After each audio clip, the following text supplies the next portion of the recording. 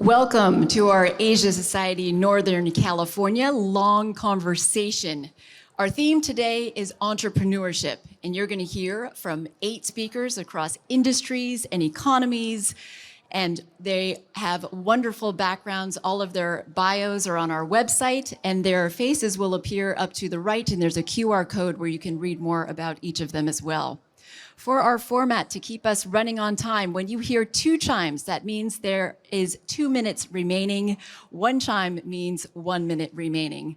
We are so proud to be part of APEC here in San Francisco. We are now going to start our long conversation, and we're also going to end it with our honorary chair, Ken Wilcox.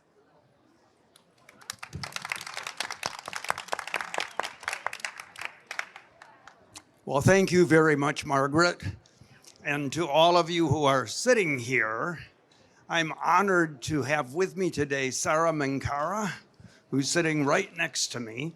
And I'd like to begin by giving Sarah a chance to introduce herself and tell us just a little bit about you and your life. Awesome. Thank you so much, Ken. It's good to be with you and get to know you, and it's good to be with you all here today.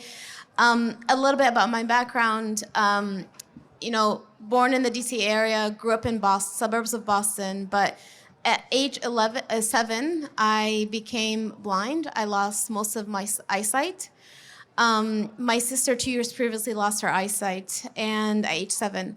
And those 2 moments really shaped our lives, our future, our purpose, and our purpose in life. And if it wasn't for my mom specifically and my parents who really helped us embrace our disability from a point of strength, from a point of, you know what, this is part of who you are. There's nothing wrong with you. You're going to have ambitions. You're going to have dreams. We're going to find ways to make sure we break down the obstacles and barriers that you're facing on a daily basis. And you're going to be proud of who you are. That narrative, along with the fact that I had the privilege of being in the U.S. where we had the laws and legislations where I can go to the public school system. I was not sent to a special school or anything of that sort.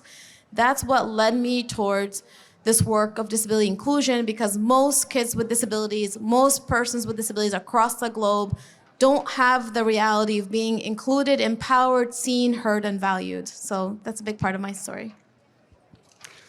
Well, Sarah, that's quite an amazing story. I can only imagine what it would be like to, at age 7, lose my sight. Although, quite frankly, I'm starting to lose it now. You're joining my club. So tell us, against seemingly all odds, you've accomplished a huge amount in your life so far. Please tell us a little bit about some of the accomplishments of which you are most proud. Yeah. And I will always give the credit. I've achieved a lot of this because of the support system that I received from my family and my friends and my teachers and community. I wouldn't have been able to be here if it wasn't for them. I was able to go to Wellesley, major in math economics. I love math, and people are like, oh, wow, math is my passion, to be honest. Then I founded a nonprofit organization, international organization that focused on empowering youth with disabilities across the globe, like in countries like Lebanon, because that's where my parents are originally from, and Nicaragua and Thailand and other countries. I had the chance to go to Harvard during that time, and then I founded a consultancy company, but then I got now pulled into this world of public service, diplomacy, as serving as the special advisor on international disability rights, where I, with my team, lead the U.S. government foreign policy and disability. And it's an honor to be able to do that, to serve my country, to serve the disability community, but also to amplify the voices and the perspective that people with disabilities have value to contribute to the society at large and to the economy. And that's why we're here in APEC, because we don't want people with disabilities to be seen from a point of let's protect them and care for them, but instead let's bring them to the table and let's be able to benefit from their contributions. I think that's a wonderful honor and a very big opportunity for you, having the chance to spend time with government officials and advise them on a topic as important as helping people with disabilities. So can you talk a little bit more about some of the things that have come out of that collaboration between you and the government officials in the area? It's a really good question. And high level, our mission, our vision is that we need to break down the barriers that persons with disability face in the systems that we're in, so we as people with disabilities can contribute. You know how we always say, oh, people with disability are vulnerable. Sorry, we're not vulnerable because we're disabled. We're vulnerable because the systems are not accessible. The economy is not accessible. The society at large are not accessible. Let's break down those barriers that were brought forward. And that's what the narrative we bring forward in engaging with governments across the board. Few examples to show that. One is in October, we launched the first ever ASEAN-US Dialogue on Disability that Indonesia hosted, where we brought together ministers and vice ministers of social affairs across the ASEAN countries to talk about disability inclusion into their economy. Last week, we were in Beijing, where we restarted this China coordination meeting on disability between the US and China to talk about disability in the global disability community and how do we make sure we break down those barriers. There's many more examples, but most importantly, right now in APEC, because we've had the host year, we worked on mainstreaming disability into APEC. There's more work to be done, and we look forward to working with Peru next year to further mainstreaming APEC, disability in APEC, not just from this lens of, let's just bring them from one specific lens of, okay, disability inclusion into employment. No, trade, SMEs, climate, disaster response, energy, disability needs to be at the table, including as well AI. We talk about AI a lot. Let's make sure disability is at the table. So I want to dig just a little bit deeper into that if I can. And I'm curious, what do you perceive to be the biggest obstacles to helping people with disabilities? Would it be lack of appropriate systems and infrastructure, or would it be attitudes of other people? Really good question. Pardon me? And that's a really good question, yes. Well, then I have a third one, third possibility. It could be self-images. It could be the attitudes of the disabled toward themselves as well. Tell us what you think. And I want to address the third point in a sec. That's a really good question. I always ask the question, and I'm going to ask here the audience, just think about it. I won't be able to hear what you're thinking. When I ask society, if you see a person with a visible disability walking down the street, let's say a person with a white cane, a blind person, and I'm saying visible because some people have non-visible disability, what comes to society's mind? And I ask this question everywhere. What comes out of people's, what people share is, I feel bad for them, they need help, they're incapable, they're different, they're suffering, they're struggling, they're an add-on, they're special, they're different. Or the other extreme narrative, which is, oh my God, they're so amazing. They're so brave. They're so courageous. Why? And we call that inspiration porn, by the way. Disability has not been yet normalized as an identity of value. Society is not yet expecting us to be out and about in society, going to schools, having jobs, and having family. That narrative of seeing us as less than then translate into how policies are being developed, spaces are being developed, systems, programs, services, technology. The fact that we still see people with disabilities as less than, we need to fix that. If we don't fix that, we're still gonna see people with disabilities marginalized. Then that will connect to the third point. When we are just always seen from a point of charity, we then internalize that. I've had a journey where I've had to embrace my disability. It was not a switch of a button. There's been moments where I was ashamed of who I am, ashamed of my blindness, ashamed of my disability, sometimes thought I couldn't, because that's what I hear. So we need to change that narrative most importantly. It sounds to me like you've had the benefit of really wonderful parents. So what advice would you give to people who are parents in terms of helping their children understand how to be more constructive when they meet people with disabilities? Yeah. I say parents, family members are the first community for any kid, right? And they're either the best enablers or the best disablers for their kids. And I will never ever make assumptions or judgment why a parent will take a certain approach. It might come from fear, protectiveness, whatever it is. But we need to focus on empowering parents to see their kids with disabilities and not be ashamed of them. I've had parents come to me and say, Sara, I don't want my blind kid to use a white cane. Why? Because I don't want them to be stigmatized in society.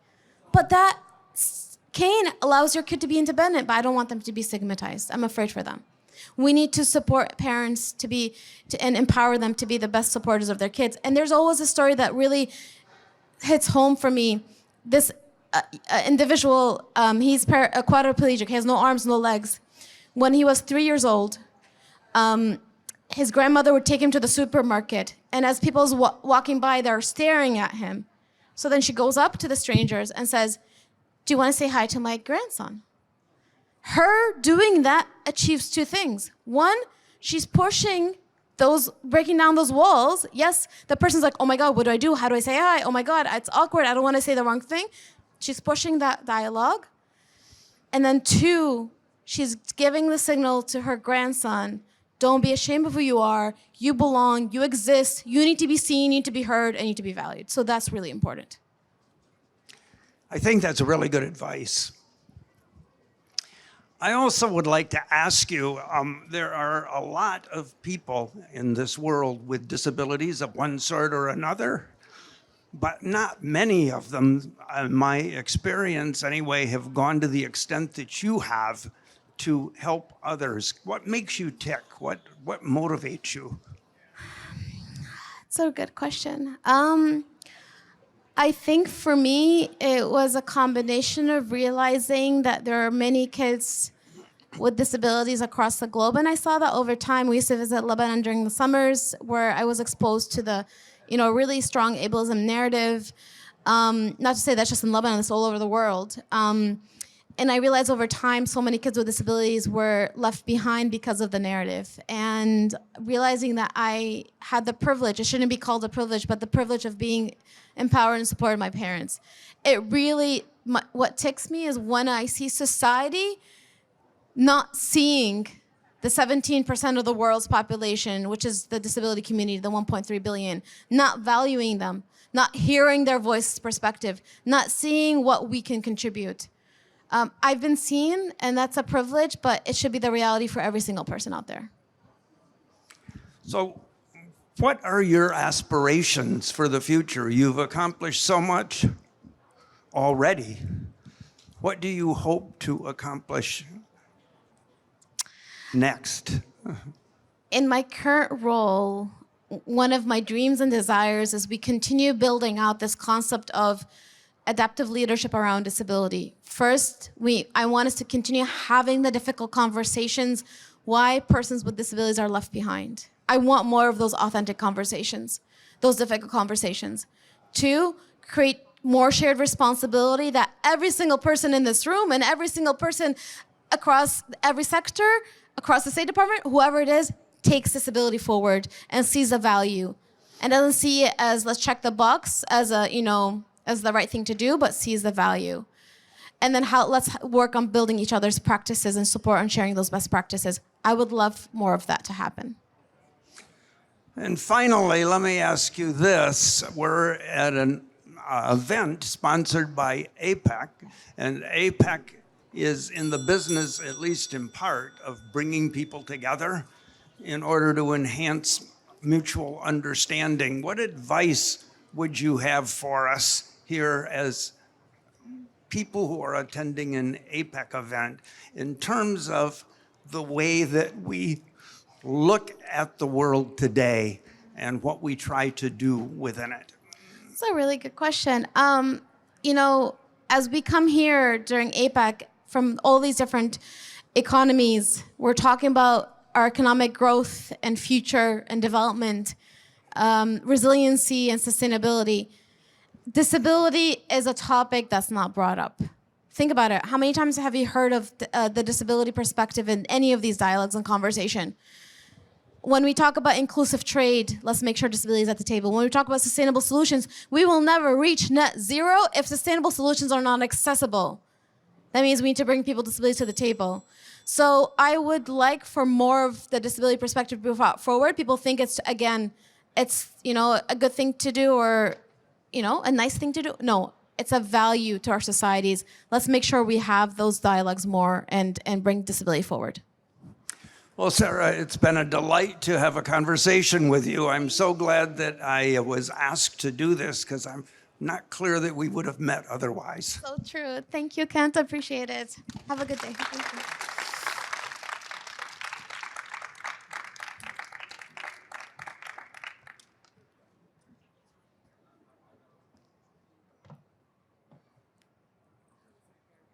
Oh, he's coming up.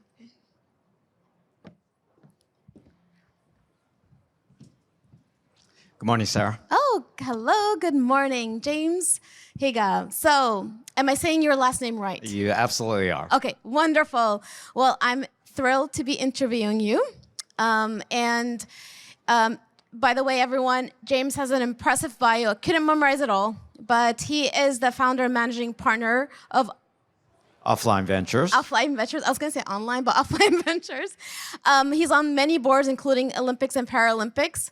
He has played an important role in Apple, which we'll talk about in a bit, and many more. Definitely look him up, and I'm really thrilled to be talking to you. But let's start off with a very simple question, but a tough question. Tell me about who you are outside of work. Who are you? Outside of work, I mean, there's something that kind of cuts through the way I think about it. Is hard to separate work and my personal life and et cetera, and that is beauty, which may seem a little bit weird. Did you say beauty? Beauty. I love that. Because I consider, although many of you may consider Apple a technology company or design company, what we were trying to do was make the world a more beautiful place. And if we built personal computers to the best of our ability, maybe we could do that, help people imagine and create and play and be informed, et cetera. And that's how I kind of think about my life outside of work. I do also run a private foundation, a community foundation in Oakland, and how can I make the lives of all around the communities around us better? I love photography. I love NFTs and generative art. That's clearly about making the world more beautiful. Thank you for the hand clapping back there. And my wife and I have done haiku poetry as an example for many years. She much longer than I, haiku. Oh. Okay. So that's how I would describe it. I love that. Can I dive a little bit deeper into the beauty part? Sure. Tell me how did that come about in your life? Why beauty became a big part of kind of your approach to your personal life, professional life. It's a beautiful thing to mention. This is the first time I've heard someone mention that as their introduction. I think of beauty in kind of two ways. One is certainly how much more beautiful could our lives be?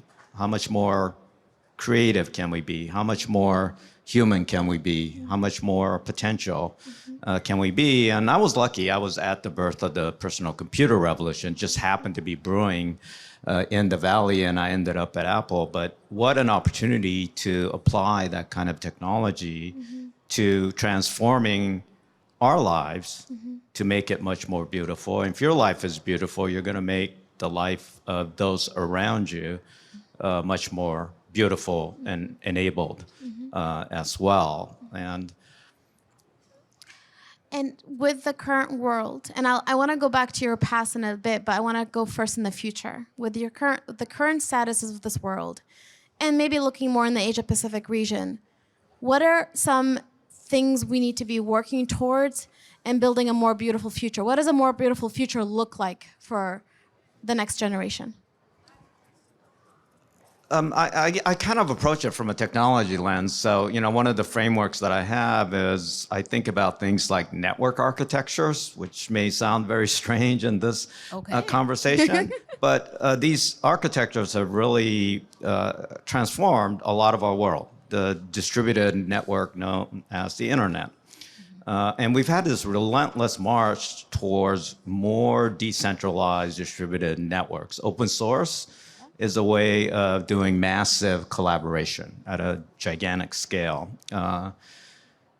Neural nets, deep learning is a type of learning network, and now we're seeing the age of AI and LLMs come about. So I think more about how do we take these fundamental network architectures increasingly more towards cooperation, increasingly more towards decentralization, increasingly the ability for us to connect in lots of different ways. And I kind of try to put that overlay on, doesn't matter that there's a Pacific Ocean in between. It doesn't matter that there are opportunity gaps in between. How can we fill them? How can we bring this to bear? And that's kind of how I think about the challenges. And as we are identifying these gaps, as we are trying to build more connections and networks and bridging these gaps, have you seen disability and accessibility be brought to these conversations? Well, personally, I mean, I've tried to bring it into the conversation, and since the early Macintosh days when I first saw personal computers, and of course, what a powerful thing to try to change our lives. Not just our lives, but if we brought what we were seeing at the birth of that into the realm of how can we help people with disabilities? How can we make it much easier for them to navigate the world? So I think Apple is one of the companies that very clearly early on, we try to build parts of this into the ethos of our operating system. Now, I think we're on the precipice of something even larger and bigger, meaning AI. And this is some technology that we really need to bring to bear, because it's not just going to transform the disability sector, but all our lives. And to be honest, the AI conversations and discussions, and as the AI is being developed, a lot of times, you know, the disability and accessibility is left behind. How can we get people that are in the field of technology, smart technology, AI, to be thinking about disability and accessibility more intentionally, and not just see it from a point of let's help people with disabilities, but more from a point when you build a system accessible for persons with disabilities, one, it's going to be, when it's accessible for persons with disability, it's going to be accessible for everyone. It's going to help everyone. And number two, when you build a system and AI accessible for persons with disabilities, you're actually not further marginalizing them, right, and leaving them behind. But how can we get society to be doing that more intentionally? How can we get more of people like you, who did bring it forward during the Apple days, right? I'd say two things. One is, you know, just be a little more imaginative and really turn on that childlike wonder. I was just at a recent AI hardware launch event. You wear this little pin, and you could have almost simultaneous automatic translation going on. My partner was having a conversation with someone who speaks nothing but Spanish, would talk to them. He would hear it translated out of his little badge. He would reply back in English. Oh, wow. And the other person would hear it in Spanish in his voice. Wow. And you could also go up to a painting at SF MoMA and say, what is that? And it would say, oh, that's a Rothko 19, whatever. So unleashing that kind of capability, if you just turn your imagination on to what could be possible, I think opens up a lot of green fields that are possible. But the other thing I would think about, and you know, I'm on the U.S. Olympic Paralympic Committee board. One of the best things that the U.S. Olympic Committee board did was include and Paralympics into the name and fabric of the entire movement. And so we have representation from para athletes on all our committees, et cetera. How inspiring is that? And you know, they call me Tab. I'm temporarily able-bodied. Exactly. Because my dad is 90, he just fell, broke his femur. He's no longer able to walk. I'm 65. Like you, my eyesight's starting to go. We're going to have memory issues. So we are all just tabs. And when I think about it in that way, I think about what are the things that we can do to make all of our lives better. It's so true, and I'm glad you brought up that term. As we in the disability community, tell people without disabilities, yeah, you're temporarily abled. You never know. We're a very inclusive community, definitely. But I want to dive a little bit deeper. You said let's be more imaginative and creative, right? And I think that's so true. Let's bring Paralympics to the Olympics conversation. Let's mainstream. But I go around in a lot of spaces, the disability is not even considered or thought of, right? It's not even part of people's mindset. And if it is brought forward, it's brought forward more from like, let's help them out, instead of from a point, we need to do this because it's valuable to our economy. How do we shift that mindset for entrepreneurs, for the private sector, for the tech industry? Yesterday I was giving a session, and when I was bringing this topic up, they're like, oh, we never even thought of that. How do we get people to be thinking about this?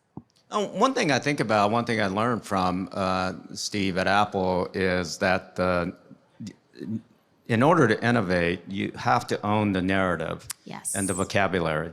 And if you're trying to play the incumbents game and you use their terminology, so if you're talking about American football and you talk about quarterbacks and plays and rushing, you get caught in that vocabulary and you are always on the defensive about why you aren't this or why you aren't that, why are you not a quarterback? And when you're trying to innovate to do new things like the iPod or the iPhone, you must grab the vocabulary because words have magical power. Yes. And you can go, we're not talking about football, we're talking about soccer, whole different thing. Just we're doing different things. Yep. And that's kind of how I think about it. And so I think of the framing more as things like personal mobility as an example. Yep. And my father, who's 90, needs better personal mobility. He can't get around the home anymore. How do we do that? How do we unlock that? How do we bring robotics? How do we bring AI to be able to do that? How can we make mobility from our neighborhoods and access into the urban centers, et cetera, et cetera? So I think reframing, words are magic, control the vocabulary is one thing to think about. So true. And I think to your point, the vocabulary is really important because first of all, you know, how do we mainstream accessibility into anything that we're developing so it's not, you know, an add-on? And we don't see, and this is the thing I love about Apple products, my iPhone, right? I can easily go into my settings, accessibility, turn on voiceover, it's there. It's not something I have to specially add. I don't feel like I'm buying something, again, I am mainstreamed into that technology. Using the word special needs, I've heard this word so many times in my life, which I hate the word special, it's in my title. But again, I turn to a sighted person, I say, well, you're sighted, you need light. You have special needs in my perspective.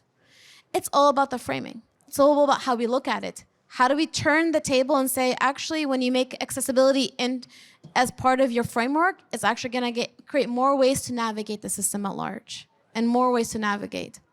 How did Apple get on that early on? Why? I want to understand why and how, because I think it really transformed a lot, this industry. I think it's because, if you recall, like the first event here in Moscone West was a Steve keynote. And he always had, his very last slide is the street signs, the intersection of culture and technology.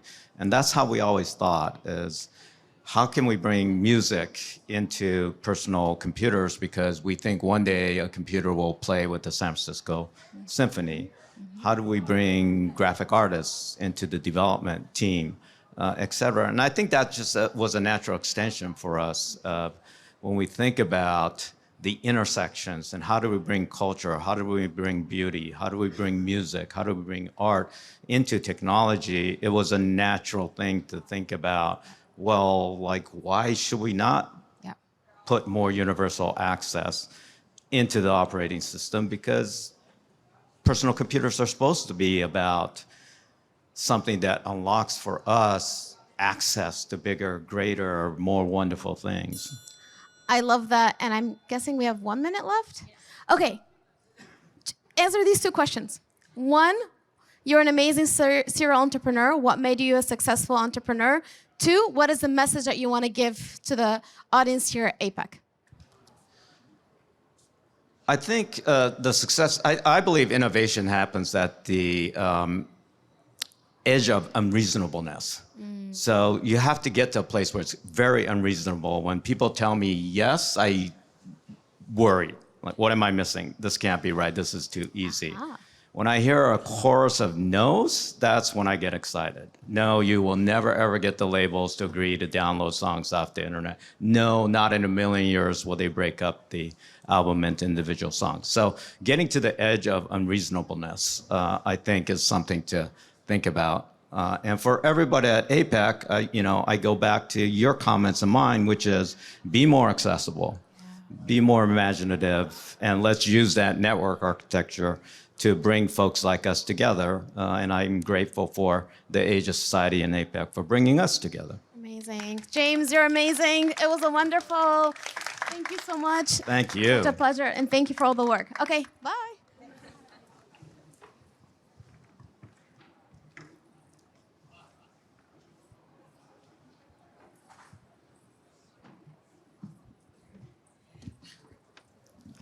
Good morning. Hi, James.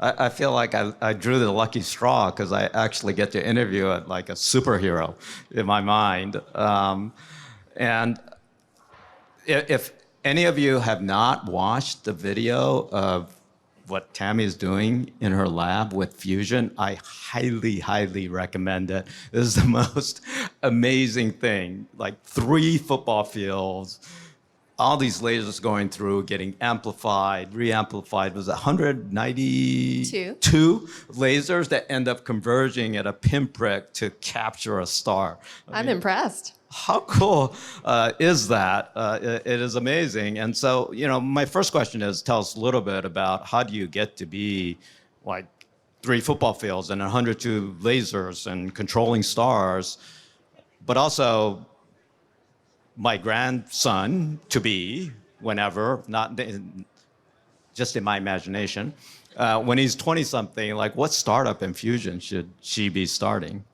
Great question.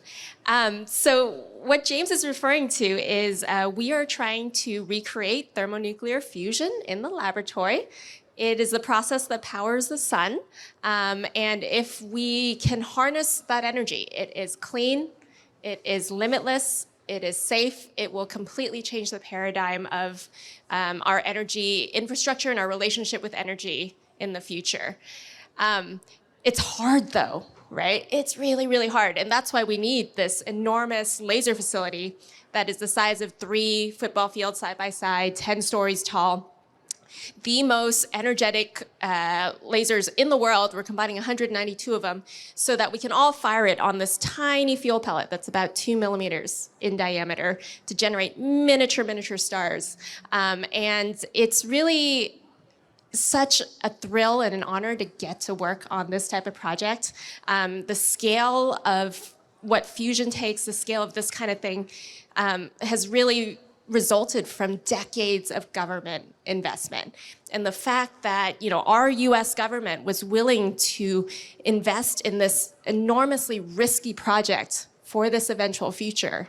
And in the meantime, all these innovations along the way, right? The lasers that we have built, right, have enabled technologies all over. It's enabled extreme ultraviolet lithography, which enables the chips of today. It's enabled an amazing pushes in high performance computing and machine learning.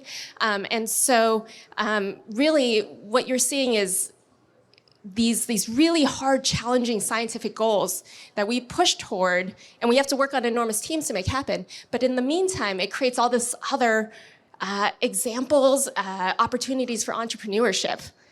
And so these fusion startups that you're talking about, right now, we are seeing over $6 billion of investment into new startup companies investing in fusion.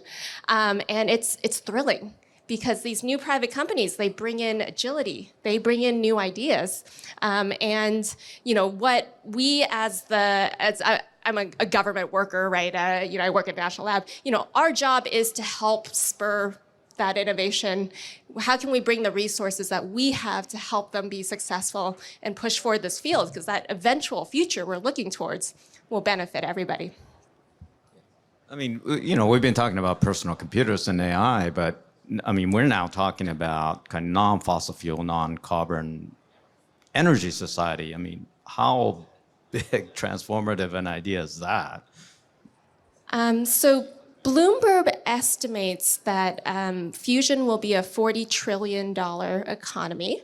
In all honesty, like I've mentioned, it's hard, right? A lot of our private startup companies will say fusion, we'll have energy on the grid in 5-10 years. Maybe, but it could also be much longer than that because we have so much technology development that needs to actually happen. What's exciting though is along the way, we need to build up supply chains for all of these different technologies. The lasers we're talking about, right? We need, for example, diodes, laser diodes to actually pump those lasers. We need particular glass. That market doesn't exist today.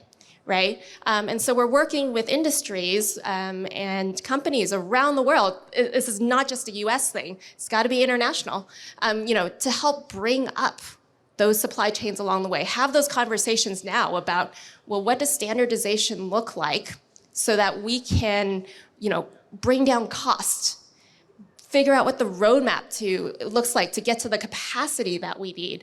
And so there's many different examples of opportunities and industries that you wouldn't expect would be involved in fusion. We need everybody to get involved to actually bring this all together. For some weird reason, I seem to be a magnet for physicists. Like, it's not something I asked for, but I was speaking earlier. I'm on the board of the Okinawa Institute for Science and Technology. There are like 4 or 5 Nobel laureates in physics, and I cannot follow the dinner conversation because it's all about what string theory, and but I've thought about it in the framework of, we often talk about innovation and entrepreneurship in Silicon Valley and that kind of model, but from what I could gather from my conversations, your world in science, physics, experimental physics, is, to me, looked very different, meaning you have to have massive international collaboration, break up the problems, many labs working on it together. And I really wanted to ask you kind of, how do you look at that massive global collaboration and yet individual lab achievement type of innovation and entrepreneurship, which feels very different to me than Silicon Valley? Yeah, because where we are now, we are so low technology readiness levels, right? We're doing some of the foundational science that could enable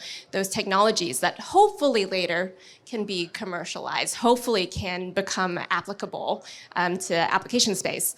Where we are now, and our role as a government lab is not just, though, to develop that technology, it's also to help government figure out how it can spur the markets.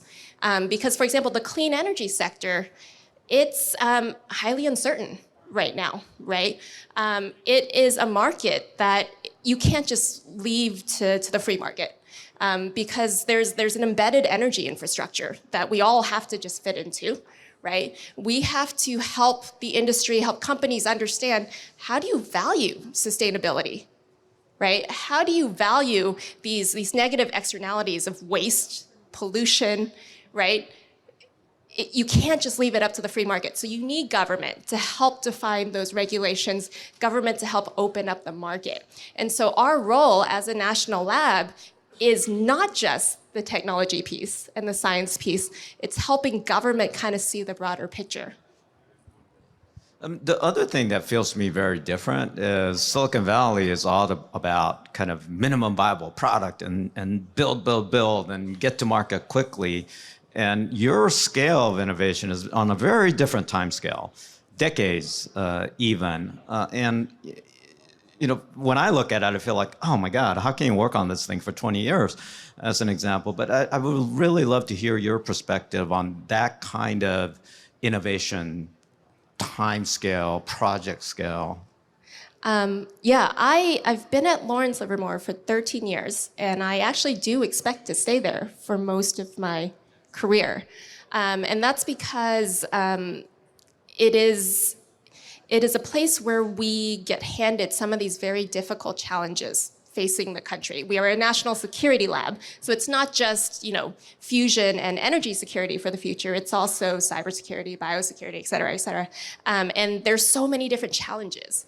And it is our role to identify what those challenges are. So I actually get to pick the projects I want to work on next, right? And we work on multiple projects simultaneously and reach out, collaborate internally within the lab in different areas, but to private industry as well, to Silicon Valley.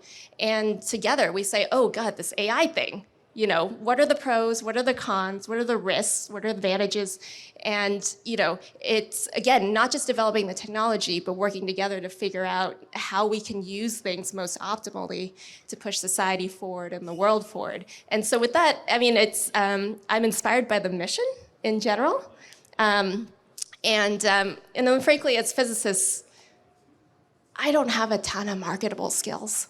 So it's harder for me to actually move around from company to company. I'm thankful that there's a place, that fosters our innovation, and we have a commitment to long-term R&D funding so we can tackle some of these problems. What do you do on those days that you don't seem to be able to see the end of the tunnel and it seems really dark? I think that's the life of a scientist. We just, it's a lot of failure for sure, right? But it's not, failure is the wrong word, really, right? You're learning every time an experiment doesn't work out the way you want it to.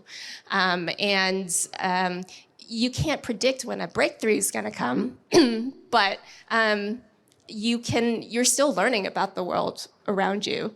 And so in all honesty, I've never had a day where I was so dejected that I was like, oh, okay, I do want to switch careers all the time, but, never like, science sucks or anything like that.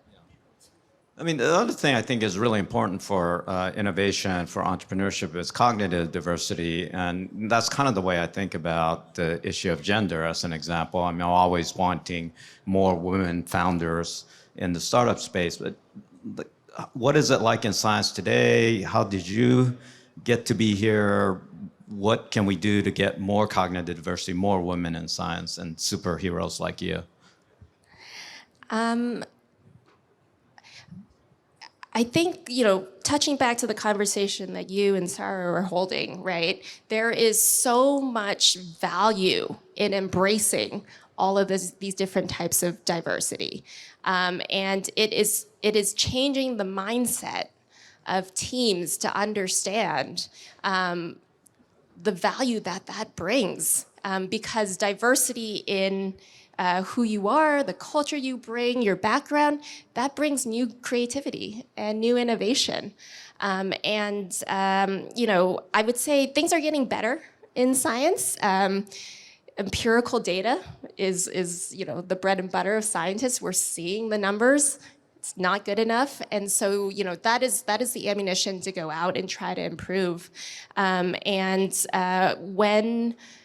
you have good leadership in place, right, they can help bring in more women, more diversity. And so it's up to each of us to actually model that, right? There's the big things you can do by setting up a welcoming culture in your meetings, but there's also the day-to-day things like, working with female postdocs and bringing in female students. And it's an entire pipeline issue from, students in elementary school. We got to keep them interested in science, boys and girls, really. And I think what really appeals actually to girls and women is not making them feel like, oh, it's a special thing that we're going to help you out. It's science is empirical, right? We're going to make it as equal a playing field as possible. And that's actually what appeals, and using that to bring more people in. Last question, not setting aside fusion, what technologies, what research areas in science are you particularly kind of excited, curious about? Oh, great question. I'm personally very excited about personalization. Personalized medicine, personalized marketing, personalized fashion, personalized therapeutics, everything. The fact that we now have the computational power and all these emerging technologies in different areas that we can bring together to solve individual problems and get at that scale, I'm super excited about. I feel the same way. The generative AI, I tend to think a lot about kind of generative personalization. And in Web 2, except we've sort of had little custom personalization. Click the radio boxes, show us your kind of preferences, but we're truly entering an age of what you just said, which is we can generate personalization on the fly at unimaginable scale and pace. Thank you so much, James. Thank you.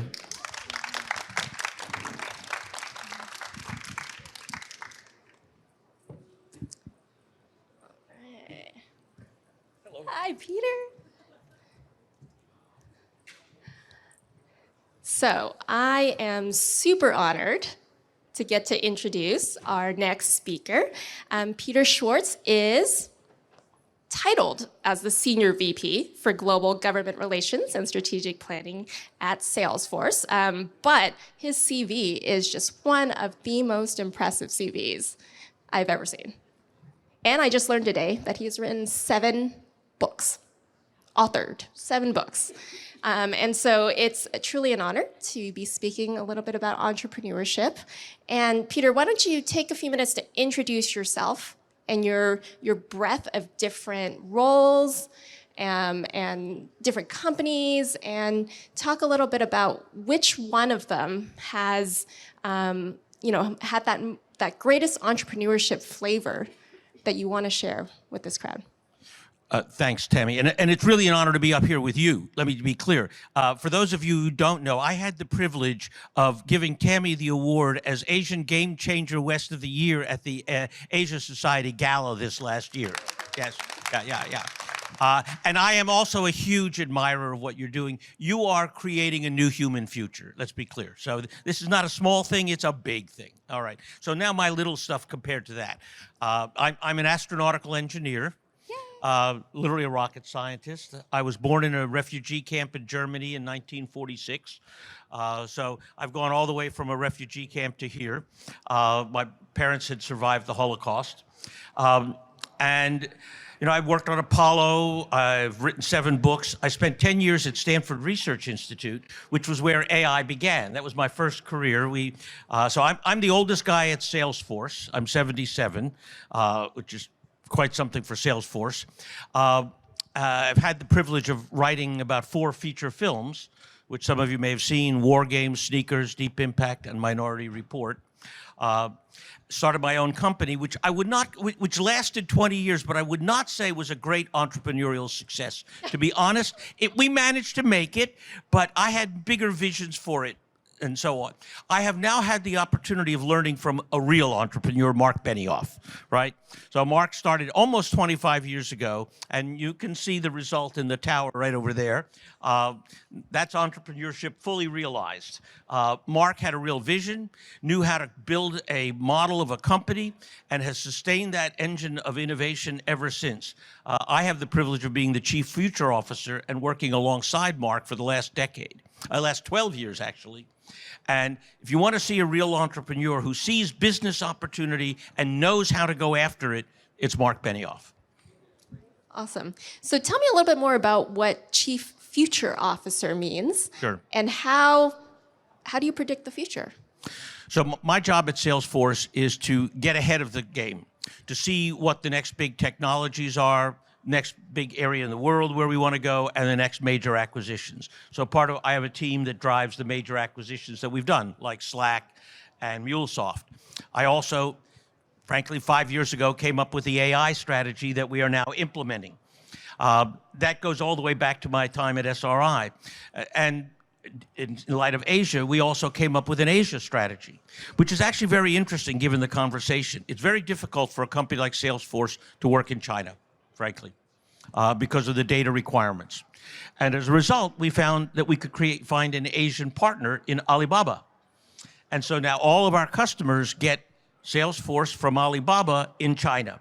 And so we found ways to collaborate with Asian enterprises as well to be able to serve all of our customers. Let's talk a little bit more about partnerships then. Sure. You mentioned Alibaba, right? We do a lot of public-private type partnerships. What is the role of partnerships in fostering entrepreneurship? There's almost nothing that you undertake that is singular, right? You are part of a system. And we heard earlier from the lady from the State Department how systems supported her.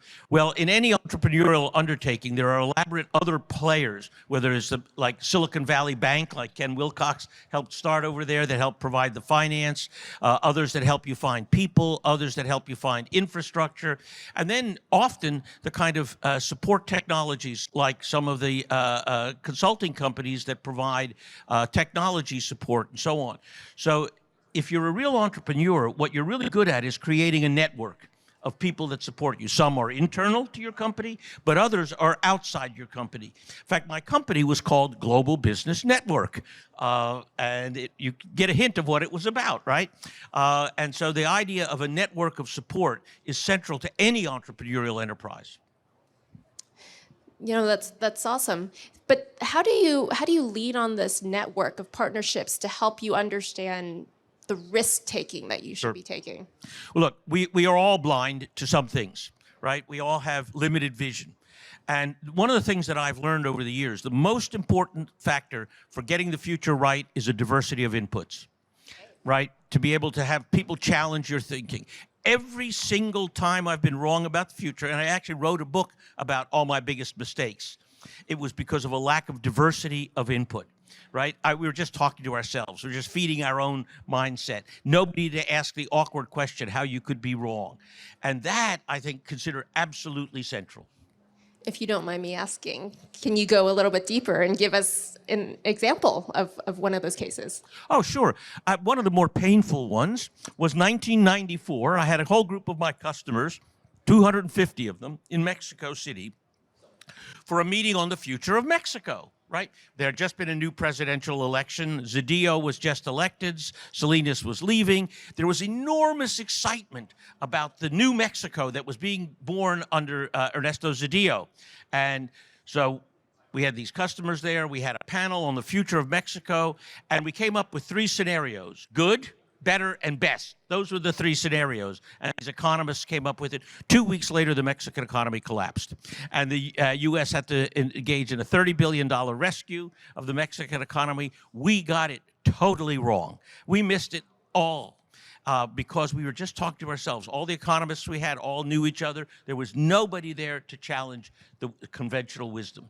And let me tell you, when people are paying you to give them advice on that, that's really embarrassing.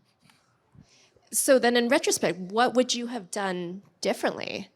Oh, I would have had different people on the panel. I would have worked harder to find a diversity of inputs. I would have found people who were not part of the establishment. I would have found people who were maybe coming from some of the indigenous communities. We did not have any diversity. So back to this topic then of diversity. Off stage earlier, we were talking a little bit about the great work that Salesforce has done in extending accessibility and bringing in different diverse thinkers. Can you touch on that for the crowd? Sure. When Mark started the company, he basically came up with the core values for the company. And they were trust, sustainability, innovation, customer success, and equality. And took equality very seriously. And so have worked consistently throughout the life of Salesforce to provide opportunity for anyone to participate in the life of Salesforce, whether it is our customers or our employees. So we work very, very hard to create opportunity. An example, I was mentioning the woman from the State Department, Sarah, who's blind, and we were talking. We had an employee who left and then became a customer. And when he became a customer, he lost his sight. He became blind. What did he do? It turns out that there are a number of Salesforce customers that are blind. He created a whole blind users group to create mutual support for them and to work with Salesforce to assure that they could all use the product effectively.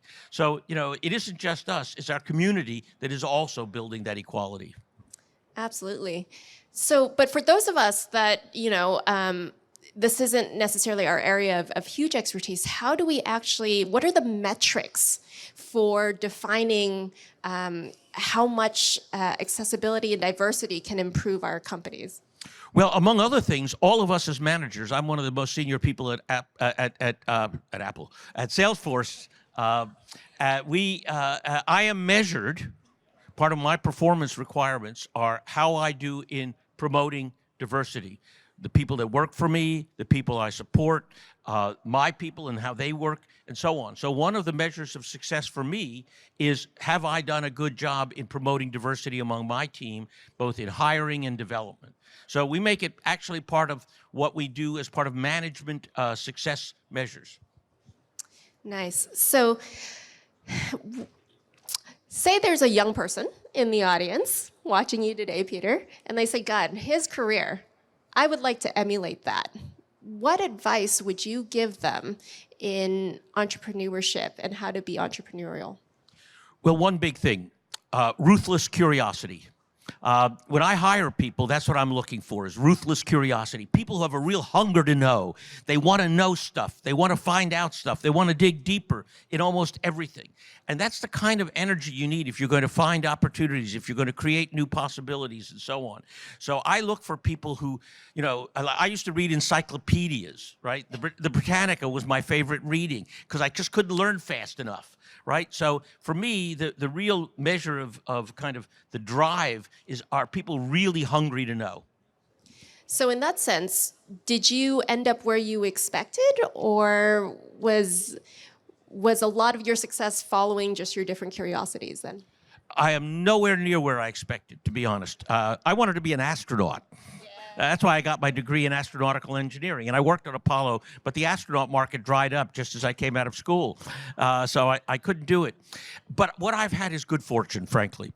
It is my curiosity that drove it, whether it was at Stanford Research Institute or at Shell with the opportunity to help reinvent the future, or my company. My company was a network of remarkable people where we were learning from each other. And at Salesforce, I don't know software. I'm not a coder. I've had to learn an enormous amount to be part of a management team that drives one of the most innovative companies in the world. So for me, that process of learning has been nonstop for the last 50 years. That's great. I love that. So then what is your one big question right now? What are you super curious about that you want to learn next? Oh, it's obvious. What's the impact of AI? Right? I am one of the people who drive the AI strategy for Salesforce, right? So this is a major discontinuity in technology history we're going through right now. And so for me, one of the really interesting questions is, will it really transform the world, or is it going to be a dud? Is this like cyber currencies, which I think are irrelevant, Bitcoin, all that, history, NFTs, history. But AI may not be. But we don't know yet, right? Because it actually turns out to be pretty hard, right, to make this work, and pretty expensive. And there's a scenario that a year or two from now is saying, remember that AI bubble that came along and went, and all those startups and the billions that went into them, and they're all on the ground now? Or maybe not, because I actually do think that it is actually a really big deal, and that we will solve the operational problems and the cost problems and so on. So I do think that the world will be a very different place. We're in the early stages. 18 months from now, it's going to be different. 3 years from now, it's going to be different. 5 and 10 years from now, we're transforming the world. So I'm going to ask a little bit of an unfair question then, because you did write a book called The Art of the Long View. What are some potential scenarios you see going forward in Asian and U.S. relations that young entrepreneurs should consider? Well, look, there's a great competition going on right now for AI in the world. China's one of the leaders. Salesforce is one of the leaders. U.S. is a leader. Singapore is very active. Japan is getting there, and so on. So this is a world where we're going to see an enormous amount of competition, but necessarily collaboration as well in the Asia-Pacific region, because frankly, there's nothing happening in Europe. There's a little bit going on in Boston. So really, AI is the Pacific. That's about it. So if you really want to understand where it's going, it is the Asia-Pacific region. This is where all the action is.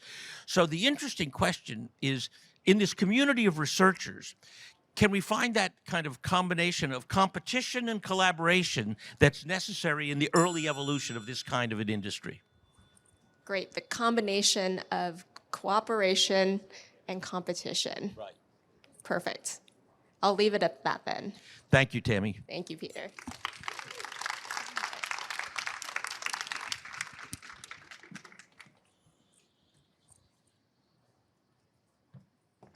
Hey, Peter.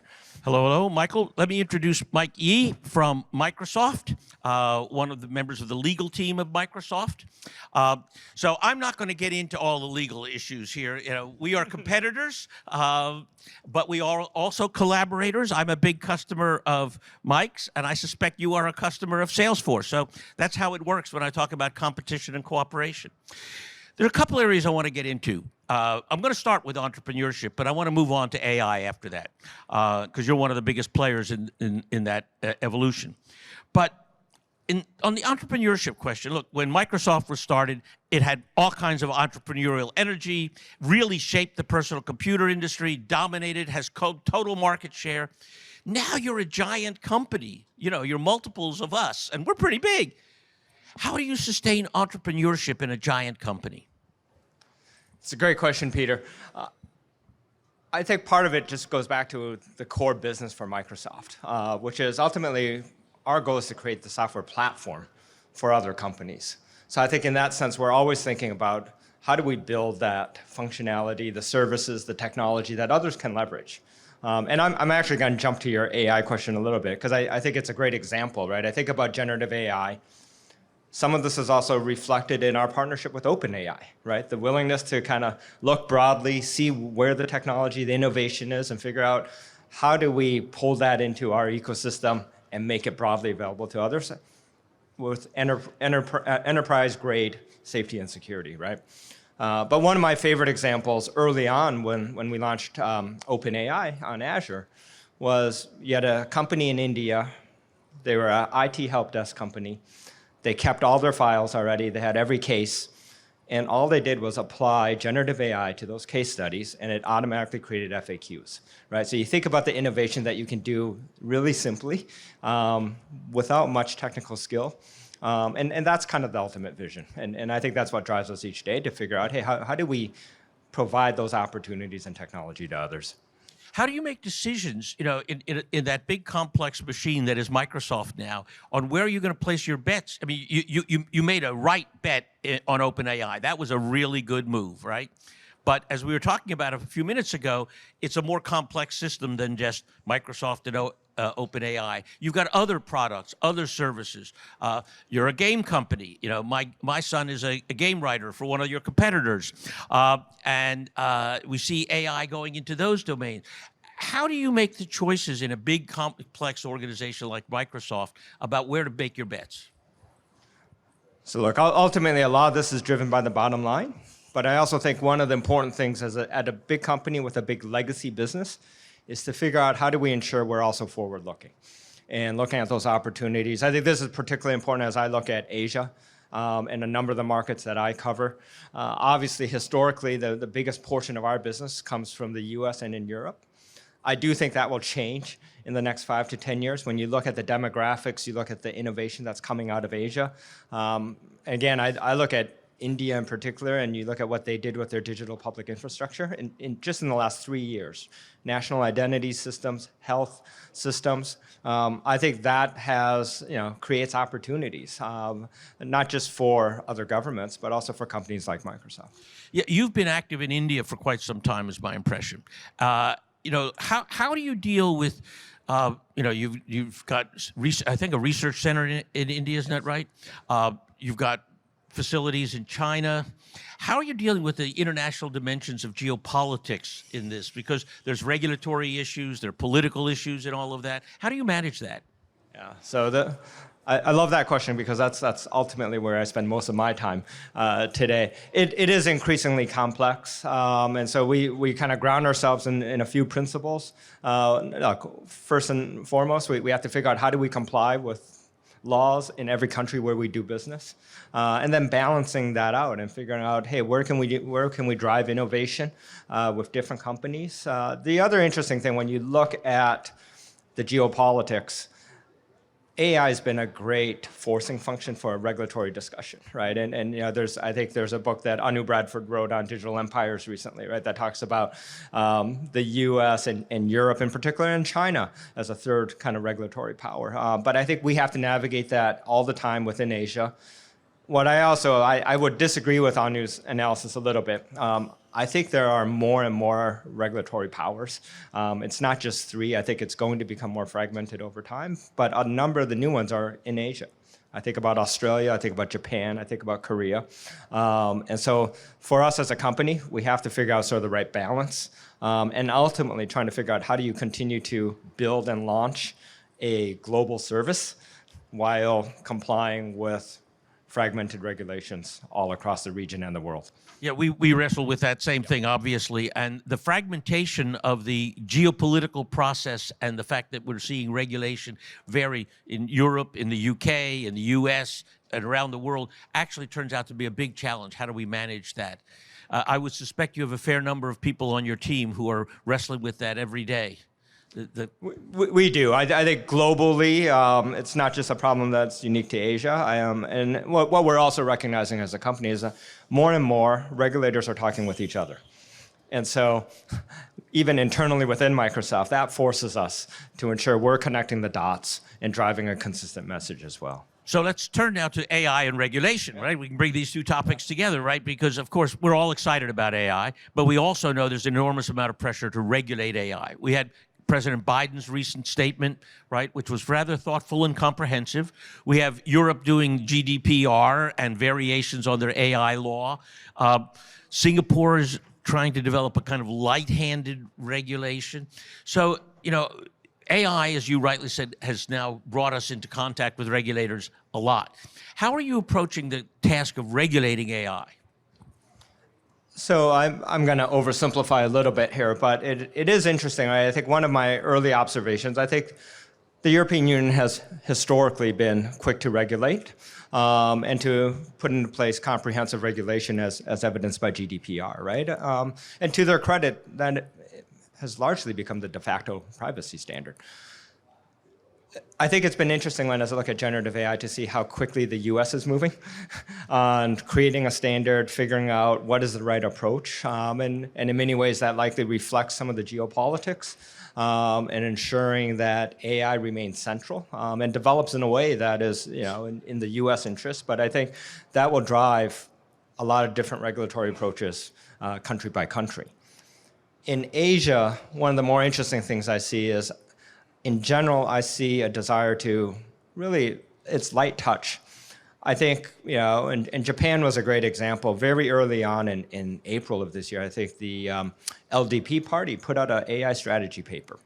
What I loved about it, it really focused on a couple of points, but regulation was the 4th chapter, right? So it's the last and 4th chapter. But the 3 earlier ones, one was around how do you ensure that AI models reflect Japanese language and culture, right? And so I think they had this recognition that these are largely US-centric models today. And so how do you ensure that culture and language are reflected? The second one was around how does government use AI? I think they recognized that they needed to use AI in a way to be an example for others. And then the third section was about how do you encourage private sector use? And so in many ways, I feel like I think Japan is an example, but I think many countries in Asia really do see this as an opportunity to leapfrog. Well, let's turn to what that leapfrog might look like. I'm very excited about the educational potential of AI, right? Of personal tutors for everybody. You already have an executive assistant product that's coming out. I'm excited with the idea that everybody's going to have an EA, right? To take the friction out of life. Do you imagine a world before too long, say 5 to 10 years, where, say, billions of people now are Microsoft users of your executive assistant helping to take the friction out of their lives? I do. Look, I'll start a little more near term before I get to 5 years. I actually think in the next year, we are all going to read email differently. Because even today, for those who have used our Copilot assistant, there's a view where basically it can provide like an 80-word summary of every email thread. You should tell people what Copilot is. Thank you. So Microsoft Copilot is essentially, we're taking essentially the ChatGPT technologies, integrating it into a number of our services. So Outlook will have a Copilot, right? So this is your email system and service today. And the easiest example, I think, that I've been using is Copilot will provide an 80-word summary of any email you want.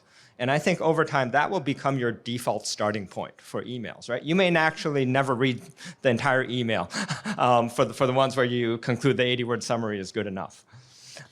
Well, look, let's carry this a bit further. So we provide applications, you provide applications, but I can imagine the world before too long where all applications basically disappear and every interface is an AI. If I want to make a plane reservation, I say to my AI, oh, listen, I want to go to Paris. I've got plenty of miles on United. Use my miles. And oh, by the way, I want to arrive late afternoon. Make me a reservation. Or I want to order sneakers. Remember the sneakers I got 2 pair ago? I want to get ones like that, but I want a slightly larger size in blue, right? I want every interface to be like that. Are you going to give it to us? I actually think we're really close to that already. And so one of my favorite applications that is already live in market is an app called Jugalbandi. It's Hindi for the word duet. And so we've launched this in India already. The idea is, and so this is where I get to, voice to text is already there and text to voice. And so this is an app. It's designed for citizens in India anywhere, including places where they may not have great internet. And they may be illiterate too, right? And so the idea is it uses the WhatsApp interface to connect to the chatbot, but you can ask a question verbally. You can type it into the text window. What's more interesting, ChatGPT is able to support multiple languages. And so we're not quite at all of the, I think, 22 official languages in India, but the app today supports 10 of them. And the idea is they've digitize some of the government programs. So the idea would be for high school students to ask, what are the scholarship opportunities available to me? I live in this country or this state, this city. And it will scan all of the government websites and resources and provide an answer. And so all the government information is in English. And so it's able to translate all that back into the local language and provide it back either as a voice or a text chat. So I don't know that we're that far off from your scenario. Well, let's go one step further into education, right? Microsoft is committed to education. Lots of education users. We at Salesforce are too. But what I wonder is, are we going to have individual tutors for every kid? Because what we know is that tutoring leads to a much higher educational accomplishment than being in a classroom all by yourself, in a group. So you have individual tutoring leads to much greater educational performance. And I think about the lower half of the class. Everybody here was in the upper half of your class, but there was a lower half, and they need help. Are you going to give them some help? I hope so, and I have a personal stake in this. So I've been in Singapore for 15 months now. It's been my first, and I have 2 kids. I have a 6th grader and a 10th grader. And it's been a super interesting, eye-opening experience to just the tutoring culture that persists in Asia. And everybody gets tutoring, hours of it every week, even the great students. And so there is a part of me that says, no, we have to find a way to solve this problem. Look, I don't know that generative AI will completely remove the need for in-person actual tutors, but I hope it democratizes the ability for anyone to access more personalized learning resources. When I think, when the tutor's living in your smartphone, and we've got billions of those now around the world, I think about any kid on the planet being able to have the kind of educational opportunities that are very rare if you live in Botswana or Namibia or Cambodia, being able to get to that kind of educational opportunity. If you can have an AI tutor in your phone, man, that's a big deal. No, and I'm also, the other aspect of that I'm super optimistic about is just the multilingual nature of ChatGPT. And so the ability, again, to learn across different languages, and quite frankly, even to do business across different languages, hopefully that creates opportunities. So one final question, right? AI, are you excited about that future, or are you worried about it? Look, I'm biased, so I'm definitely excited. I see optimism. It is interesting for me. I don't think we're at that point where you have to worry about the machines taking over. I frequently get the questions like, well, what about the kill switch? And I'm like, yeah, it's called the power switch today. And so I don't know that we're there yet. I do think, especially generative AI, I do, hope that there's so many obvious, easy uses that I hope we give that a shot in the near term. I agree, and I share your optimism. Thank you, Mike. Thank you very much, Peter.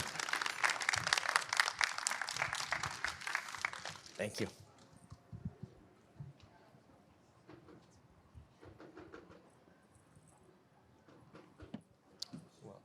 Welcome, Camille. Thank you. So I now have the privilege of interviewing Camille Dawson. She's with the U.S. State Department in the Bureau of East Asia and Pacific Affairs. Camille, you've had a long history doing public affairs for the U.S. government, and so maybe the opening question might be, how do you look back on this week? What are sort of some of the public affairs or messaging wins as you think about the week here at APEC? Well, really, I think the whole week has been a series of messaging wins, right? I mean, from the moment when you have guests arriving at the airport and see the big signs that say APEC is epic, and moving out into the city and seeing, all of the banners and the celebrations that are happening. I myself have been kind of all over the Bay Area over the past week, engaging in a lot of conversations with stakeholder communities. And through those conversations, I've seen the real excitement that people here in San Francisco have about hosting APEC, and also how very connected they feel to the Asia Pacific region. So, all of that is sort of the backdrop. And then, here we are, the site of the leaders' events themselves, and we've seen, really good outcomes coming from the meetings.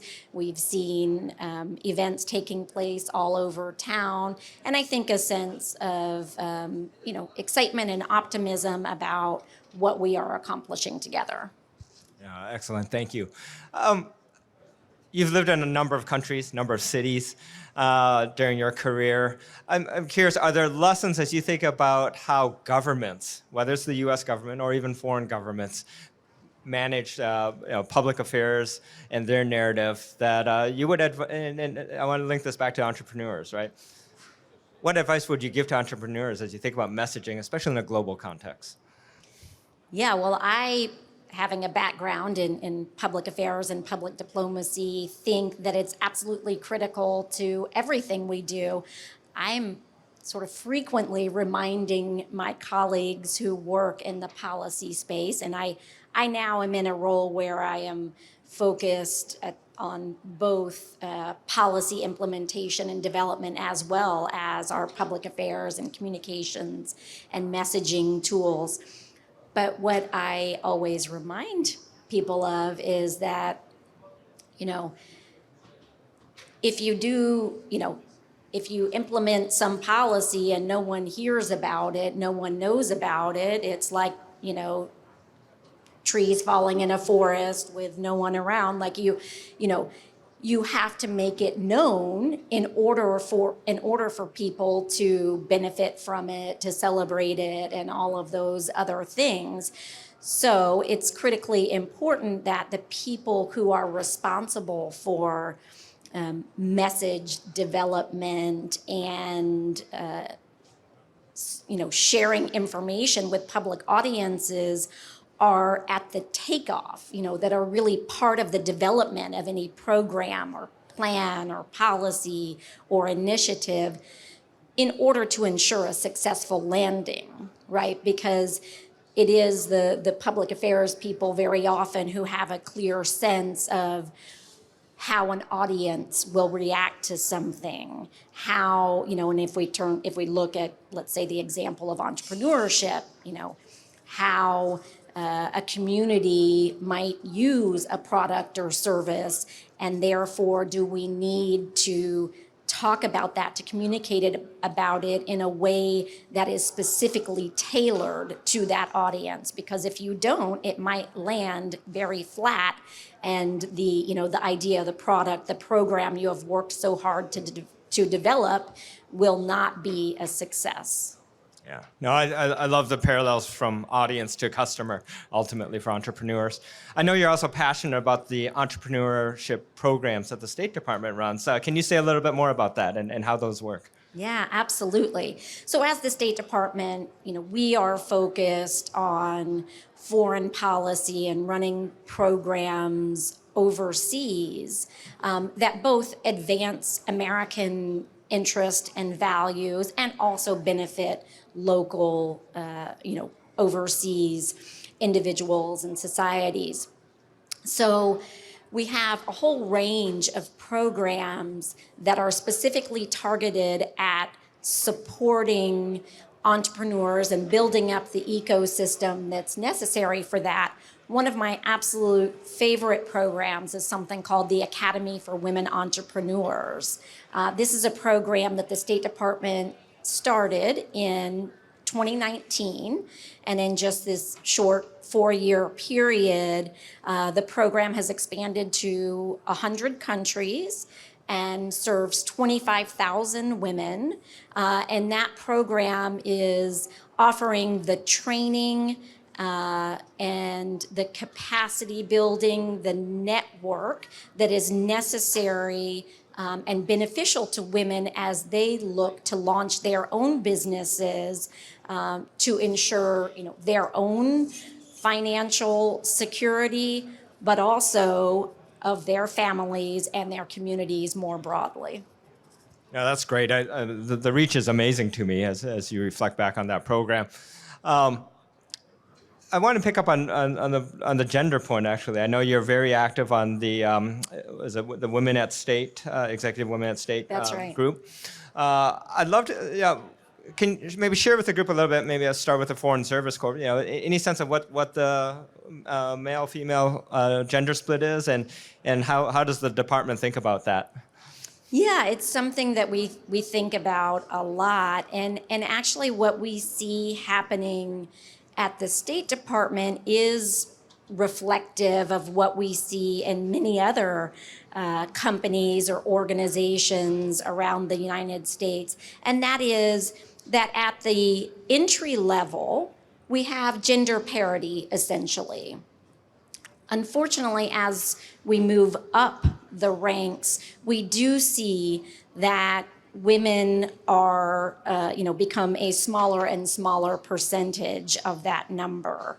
And so one of the organizations that I work with, Executive Women at State, is focused on ensuring that not only women, but all underrepresented groups have the tools necessary to enable them to rise to those higher levels if that is what they desire. And I think it is important to put in that caveat, right? Because we can't assume that everyone wants to, be at a certain level. But for those who aspire to that, we want to ensure the opportunities exist. It's interesting when you reflect on both the entrepreneurship program, but also some of the work that state's doing to increase gender diversity. What are the learnings you would push out for an entrepreneur in terms of are there things that we should all be doing to encourage more entrepreneurship generally, but more specifically, getting women-owned companies formed, whether it's in the U.S. or elsewhere in the world? What are some of the lessons learned? Well, I think one of the most important lessons that we have learned through the Academy of Women Entrepreneurs and many of the other entrepreneurship development programs that we have through the State Department, one of the most significant learnings that we have taken away is that the network is so critically important. It's a lifeline, it's, a sounding board. It is the individuals and the groups that you turn to when you come across a challenge and just need a little help getting to the other side of that. So we are really focused on that network development. And we have done that not only through programs like the Academy for Women Entrepreneurs, but through our youth leadership programs, which we run all over the world, but I'll highlight one in particular. We have a program called Young Southeast Asian Leaders Initiative, or YSEALI. And that is now a network of 160,000 individuals across Southeast Asia, as well as in the United States, for those Americans who have participated in reciprocal exchanges. And those that network of people, they are part of our State Department alumni network. We connect them with resources and tools, not only so that they can continually stay in touch with one another, but so that they can access information, toolkits, best practices, events, grant funding opportunities that will enable them to thrive. So if I had to, hone in on just one thing, I think it really would be that network. Okay, no, I love that. Is there a country in Asia that you think fosters entrepreneurship really well? And which country would that be? And what is sort of the secret to their success? Ooh, that's a good question. And I don't want to get myself in trouble by only picking one country, but maybe I'll just, mention an example or two from my own personal experience. I have lived in a number of countries in Asia, but the one that I lived in most recently was in Singapore. I was living in Singapore from 2016 to 2019. And we were doing a lot of really great programs with entrepreneurship in Singapore. And one that I think is, that particularly appeals to me now is a program that we are running through our U.S. Embassy in Singapore in partnership with the University of Texas at Austin, which is my alma mater, which is focused on entrepreneurship training to enable entrepreneurs in Singapore to expand the reach of their products and services globally. So I think that's just, that's one good and fun example for me personally. It's great to see us connecting the dots across the ocean too. Absolutely. I feel like I have to. I want to fold back in a technology question, and specifically around artificial intelligence. I'm curious, how are you seeing that change the nature of public affairs and perhaps even policy work? Yeah, well, so I would maybe address that two different ways. The first is, technology broadly and how that has shifted public affairs work, and then maybe more specifically on AI and some of what we're looking at in that space.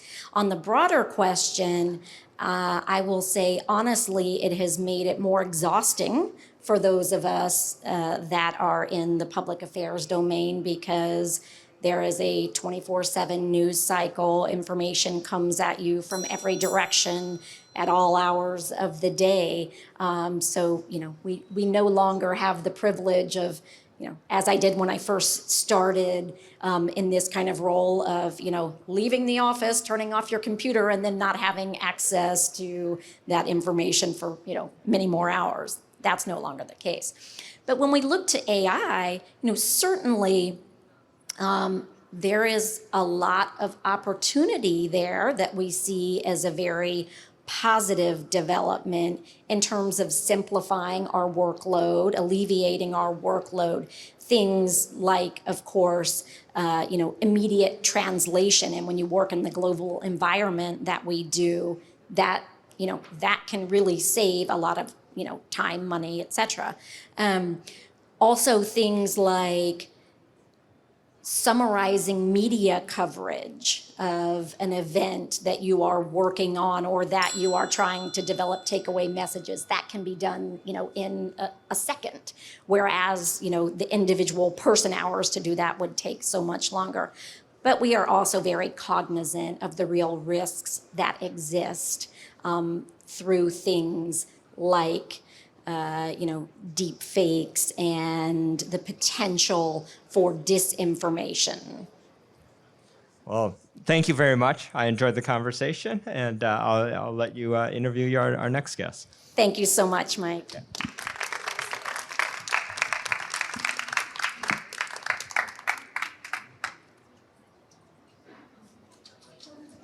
Okay, it is my wonderful pleasure to have a conversation with Cooper Abbott now of Matthews Asia.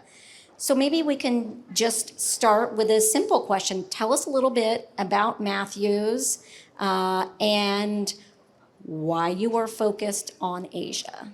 For sure. Thank you for having me.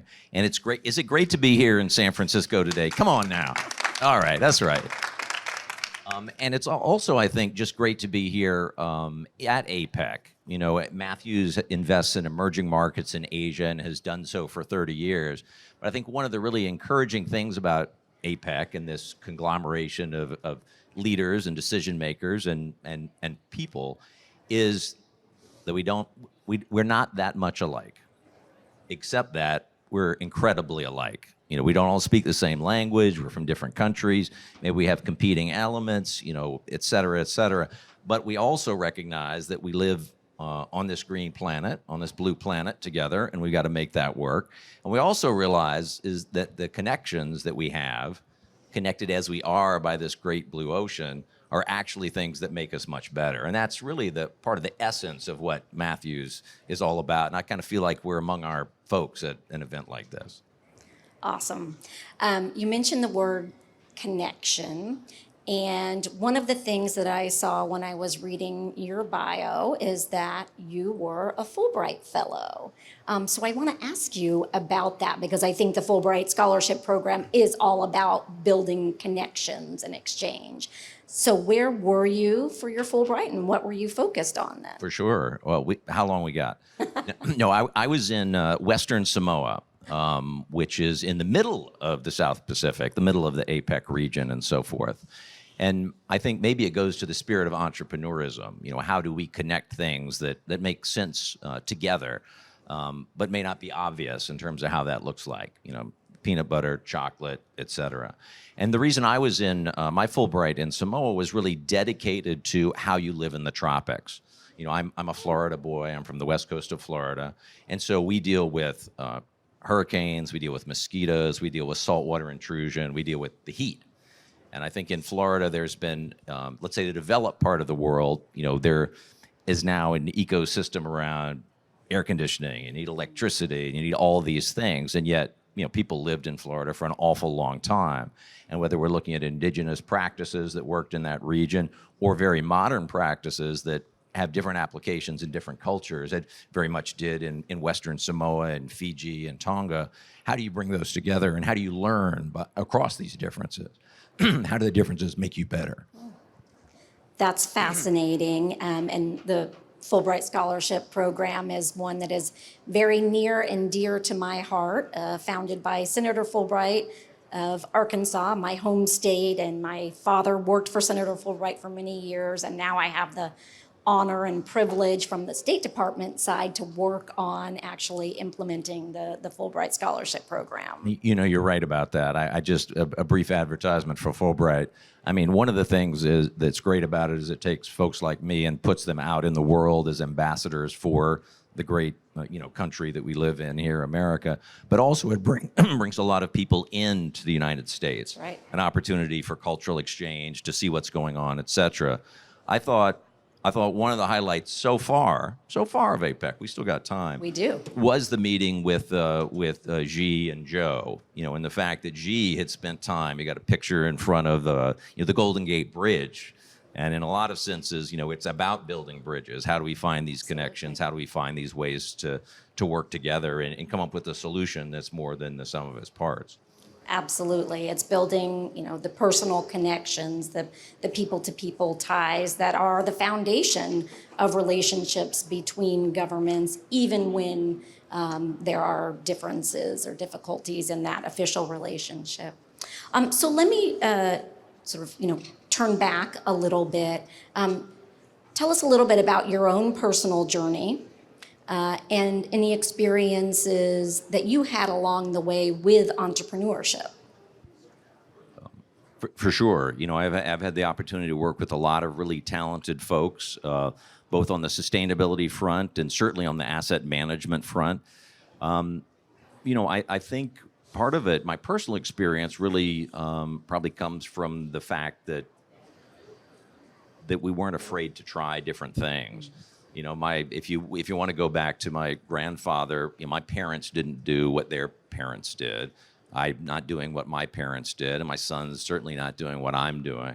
And so that ability to think, kind of create your own luck, to go out there and give things a try, not be afraid to fail, but to get back up again, I think that's a big part of it. It's a big wide world out there, and I think that's one of the reasons why I really do love the role at Matthews. And when we look at capital markets, basically we're covering some of the most entrepreneurial companies, entrepreneurial individuals out there in emerging markets in Asia, and helping them get capital to build their businesses, to expand those businesses, and so forth. So I think it goes back to that connection that you touched on. So speaking about the entrepreneurial organizations that your individuals or organizations that you are working with, investing in, how do you find them, and what's the mark, that makes you recognize that's something worth taking a risk on? For sure. We've got really talented investment people. Our investment headquarters are in San Francisco, but also in Hong Kong. And we think that gives us a great point of view for where real opportunities are in the world. I think a lot of the world maps will have the Atlantic in the center. We firmly believe the Pacific is the center of the world. Whether we're talking about an economic perspective, demographic perspective, the source of real innovation. You think of America's West Coast, you think of Asia, you think down into Latin America. And I think geopolitically as well, it's incredibly relevant. And, our investment staff in Hong Kong and San Francisco have deep knowledge. They've lived in many of the countries. In fact, they are from many of the countries that we invest in, which is a real important element. One of the things about Asia, of course, is there's no such thing.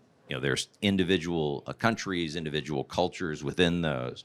And I think when we try and understand what a company is looking to do, we have to take all of that into effect. What's the macro view? What's the economics? What's the currency? But really it comes down to what's the idea. And is this an idea that's going to be a local idea? Is this going to be a regional idea? Or is this something that is good enough, relevant enough, that solves enough problems that can actually be a global idea? And finding those is always very gratifying. So you're looking primarily to Asia, and you're looking at entrepreneurial ideas coming from the region. Do you see a difference in entrepreneurship in the United States and in Asia? And if so, how does that break down? There are some differences. And I think if we were talking 10 years ago, you might have seen some of those a bit more pronounced. But I do think right now, particularly with the movement from hardware to software, where intangible ideas are an increasing part of our economy, of the capital markets, of society, I think those distinctions in some ways are becoming less. Now, we'll put to one side some of the dynamics that I'm sure Joe and Z had a chat about at their meeting yesterday. But I think broadly speaking, the technology does mean that you can take things in an awful lot of different directions, that you can cross cultures in ways that are relevant. In some cases, I think when you look at some of the Asian nations, they've had a more of a focus on state-sponsored entrepreneurialism. Making sure that there's the type of R&D that goes on that the U.S. certainly has done in the past. If you think after World War II and so forth, so I think those are probably more subtle differences right now. Than any fundamental difference. And by the way, the people that we talk to who are managing the companies have oftentimes spent time in Asia, in the emerging world, and in the United States. So I think a lot about career choices that young people make or will make. I have a 16-year-old son and a 14-year-old daughter, so it's a little bit top of mind for me. My son often talks about, wanting to be an entrepreneur. So what would you say to young people who are thinking about entrepreneurship as a career choice? And also, what does it really take to make someone successful in that space? Those are good questions. Look, I would say if you're young and you've got great parents like your kids do, you should go for it. I think one of the things that we are in the process as a society of recognizing is that facts are kind of becoming cheap in a way. They're pretty accessible. We had a bunch of folks up here talking about artificial intelligence and just the prevalence of information that is out there. I think one of the things that becomes distinctive that humans can do is putting the facts together in creative ways. It's making the kind of connections that people don't necessarily see. I would tell them, go for it. Have a direction. You ought to have a plan. Doesn't mean the wind can't change and you can't tack another direction. And don't be afraid to try new things. I think the history is written about things that didn't quite work out as you intended, and then went really, really successful. Matthews, just to tie that back briefly, started 30 years ago where you actually couldn't, as a foreigner, invest in China. So the perspective is there. Investing in Korea was really the focus at that point. But if you're willing to adapt, if you're willing to innovate and really solve problems and be good at what you do, you can certainly continue to evolve in interesting ways. Yeah, so you mentioned AI. How will AI make your life easier or better or harder or more difficult? It's an open question.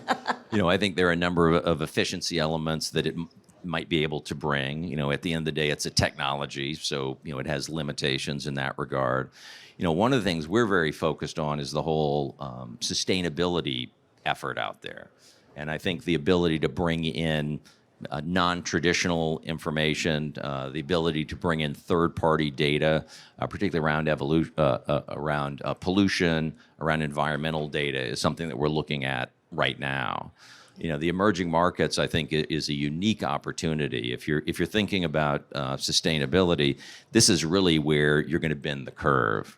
Emerging markets are the largest emitters of carbon, largest emitters of greenhouse gases, not per capita, not historically, let's be clear on that.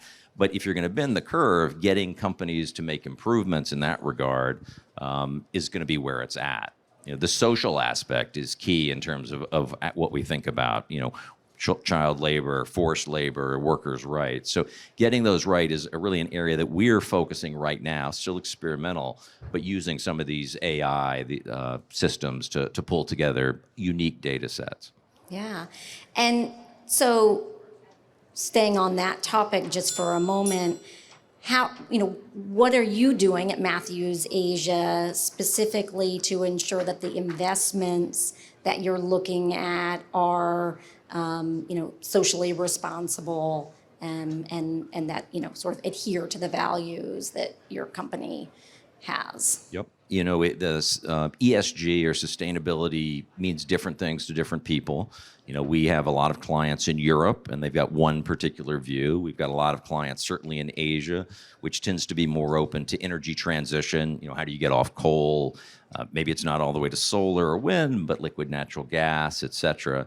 I would say the U.S. It's become a little bit of a political dynamic, and if we wanted to simplify, probably more focused on the S. My view on sustainability is it really is material, non-financial data that you want to understand. You want to understand what the company is doing right now to solve problems for their clients, for their employees, et cetera, but also what's that rate of change. And so in that regard, we look at it from a fundamental perspective.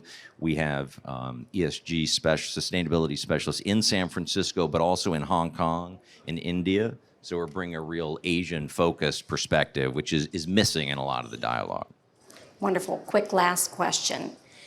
Which markets are you most excited about at the moment? Emerging markets in Asia. How about that? It's really Politically safe. It's really tough to do the top down. It really comes down to individual companies. But I would say, don't sleep on India. Pay attention to what's going on in Japan. And by the way, don't forget Latin America, Brazil, Mexico. Central banks are ahead of developed markets in a lot of ways. And never forget China. All right. Thank you so much, Cooper. It was a real Appreciate it. pleasure.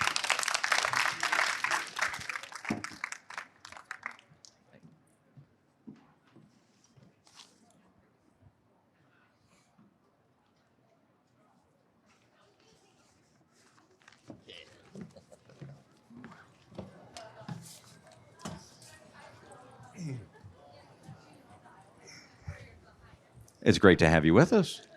Thank you very much. For those of you who don't know, this is Ken Wilcox. This is one of the founders of Silicon Valley Bank. And by the way, one of the guys, I think, who saw the real promise of investing in Asia and particularly in China well before certainly a lot of Americans did. That's true. You want me to expand on that? Go for it. Yeah. So I joined Silicon Valley Bank, which I think many of you have heard of. In 1990, I was at the Bank of New England in Boston, and the Bank of New England was about to go down. I know you're going to say to yourself, Silicon Valley Bank went down too, and look for a pattern, but please think about that differently. I got the chance then to switch. My wife told me I had to find a job outside of Bank of New England, and she was right. If she hadn't pushed me, though, I'd still be there, except it's gone now. I looked around and I saw this Silicon Valley Bank, which was really only that big in Northern California, and called them up, and sure enough, they were interested in expanding.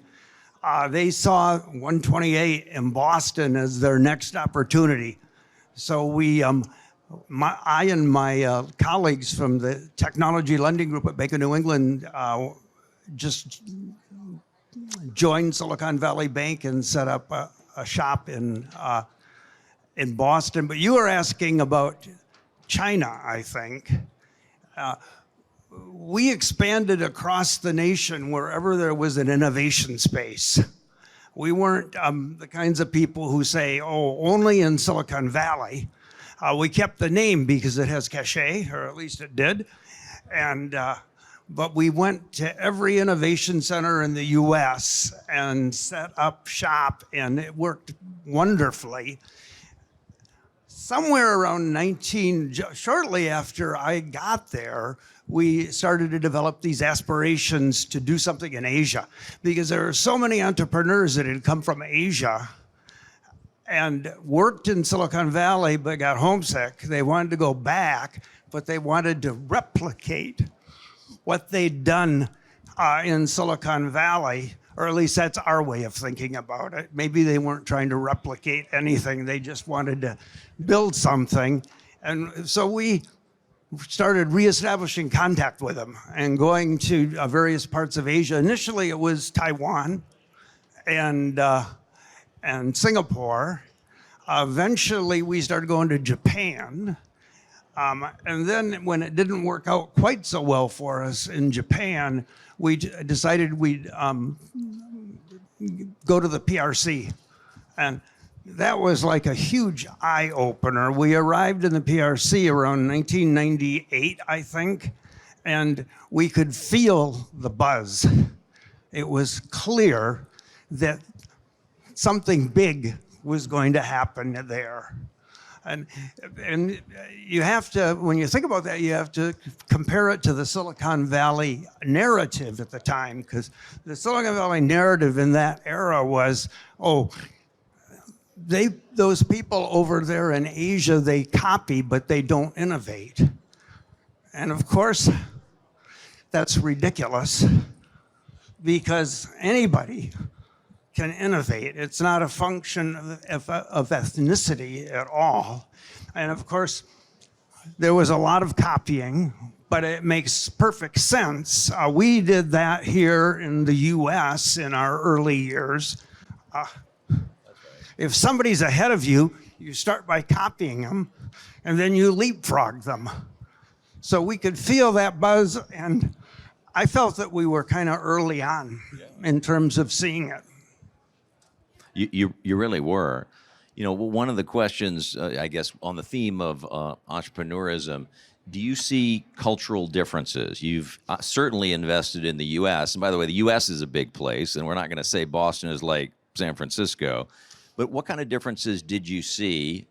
And maybe more interesting, what kind of commonalities did you see within U.S. and maybe out into Asia? Yes. I would answer that question this way. I don't see genetic differences. I see cultural differences, and I see structural differences. And one has to take those into consideration when judging one's chances of success. So what do I mean by structural differences? It's no secret the PRC engages in what we would call state capitalism to a far greater extent than we do here in the US. Although I must point out we do have a history of state capitalism, just not quite as intense. The internet, if I'm not mistaken, and the space program, and all kinds of innovation coming out of our defense space. That's state capitalism as well. It's more widespread, I would say, in China, so that's a difference to consider in your investing or in your lending in our case. Then there are also cultural differences. And at the risk of going further than I should, because I'm not an anthropologist, I'm a banker.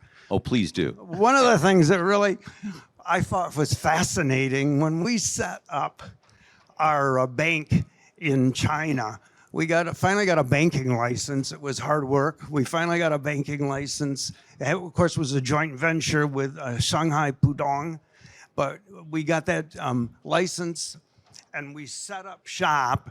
And one of the first things we had to do was to build a backbone, an IT backbone for the bank, because every bank has to have an IT backbone. And there were several ways to go about that. Finally, we decided that we would buy an existing backbone from one of the companies that provides them, but then you have to install it. And there were two different approaches to installing it. One was the Chinese approach, and the other one was the American approach. And I think these differences are cultural. There no other way of explaining them. But the Chinese team, which was about 99% of us, wanted to make a plan that would go out about 3 weeks, execute on the plan, and then 3 weeks later, stop and look at where we'd come from and what we were doing, and then revise the plan. And the one American person, it was a project manager we brought over from the US to, quote unquote, help us, wanted to build a year-and-a-half-long plan. And it took almost 6 months to build the year-and-a-half-long plan. And then when we were done with that, wanted to, in lockstep, execute on the plan, no changing it. And so there's big argument. And the Americans said project management is so important, we have to follow the doctrine. And the Chinese guys and gals all said, we're not going to do it. So we went with the Chinese, and it worked out so much better, I think. So much better. That's got to be cultural. There's nothing genetic in that. Yeah, no, that's a beautiful story. Pragmatism, I think, is a good word to think about these days, whether it's in politics, whether it's in starting these businesses. You've invested in a number, you've supported them. You don't always know quite what the end goal is necessarily. Probably you have a plan. How did you evaluate the companies that you were lending money to, that you were supporting, and how do you think about the context of risk? Well, up until 6 months ago, I would have told you that's our secret sauce. So I can't tell you. By the way, I haven't been actually formally involved with the bank for 4 years, so you can't blame the last 6 months on me. But what we did was not that ingenious. None of us, and we have thousands of people at the bank, almost none of us anyway, are experts on technology. What we were experts on was investors. So all of the companies that started working with Silicon Valley Bank initially were capitalized by investors of one sort or another, mostly venture capitalists. And so we became experts on venture capital, and we got to know every single venture capital firm in the US down to the partner level. And that enabled us to do a better job of predicting the outcome, because the outcomes are highly dependent on the way the investors behave. In addition to that, we engaged in, without realizing we were doing it, in pattern recognition. In other words, if you do the same thing to the exclusion of all else long enough, you begin to see patterns. And that's the secret sauce right there, is pattern recognition and knowing every single investor. You can't know every company because there are hundreds of thousands of them, but you can know every investor because there aren't that many. When you were first coming to Asia, you talked about some experience in Japan and also in China. Yeah. You know, Japan is there's a lot of interest from investors. I think the corporate structure there is starting to reopen. Any lessons that you learned from Japan about maybe what was a challenge back then and what might be different now? You know, that's long enough in the past that I'm not sure that I would like to talk about it, but I probably could do a better job with China. And what I learned in China was, first of all, that it's wrong to make generalizations about large groups of people. So it would be stupid if I were to say, oh, Chinese are this way and Americans are this way. But you can observe trends. And one of the trends that I think we observed early on was that China had just emerged from a fairly poverty-stricken era. Right. And there were a lot of people that really wanted desperately to do something important and to, if possible, become wealthy. And I always think that there are two things that can drive entrepreneurs. One of them is altruism, but the other one is a desire to become wealthy. And either of them will work. You got to have one of the two. Hopefully have both. But so there were a lot of people that really wanted to make money. And the other thing is that China has the advantage and the disadvantage of being excessively regulated. The disadvantage of being excessively regulated is obvious. The advantage is that you become an expert at getting around regulation, and that's a form of innovation. So there's a group of people, self-selected, want to get rich, see so much regulation, and become brilliant at end runs, and that's, if channeled, look what you get. Look at so many fantastic companies right now, and you're looking at them, I'm sure, and investing in some of them. I think there's a lot to think about when you invest in China, and it's not always exactly what you would think about when you're investing in the U.S., but if you think about it, you can be successful. And I think Matthews is probably a perfect example. I think we're out of time. We got a little bit more time, and thank 1 minute, okay. Thank you for that, Ken.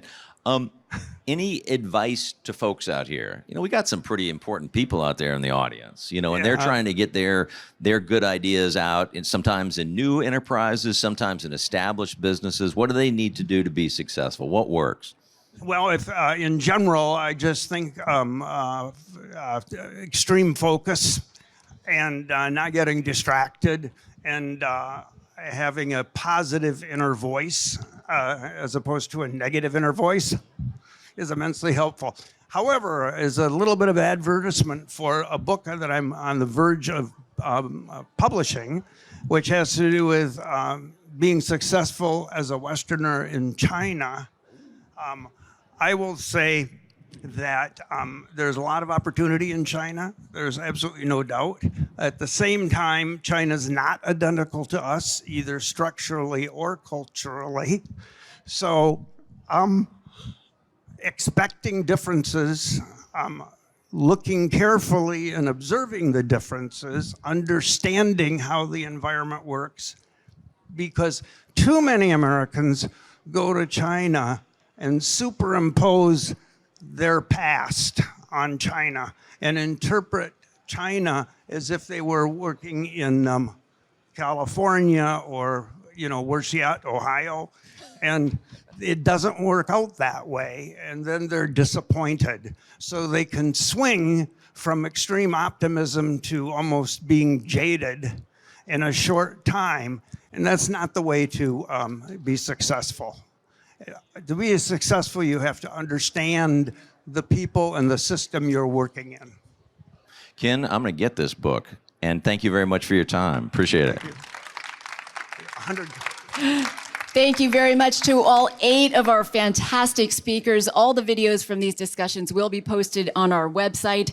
If you are not a member, you can click on the QR code over there and join us. We're going to be doing an APEC after event on November 30th, and we're also going to dissect everything that happened here between the 2 presidents of China and the U.S. at our Future of U.S.-China conference on January 18th. You're not going to want to miss that. A big, big shout out to our team, Christy, Nina, Jason, and Aaron, and all of our interns and volunteers. They are so talented, pulling off miracles every day, including this event. Thank you, thank you, thank you. And on behalf of Asian Society Northern California and all of our board and advisory council members and supporters here, thank you for joining us.